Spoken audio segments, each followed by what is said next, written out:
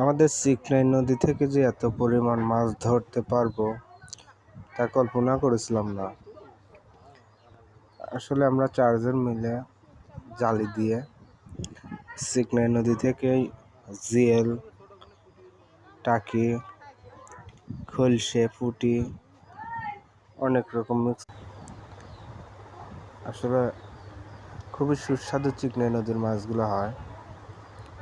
জানি অনেকেই চিকনাই নদী চিনেন কিনা জানি না, কমেন্টে বলবেন।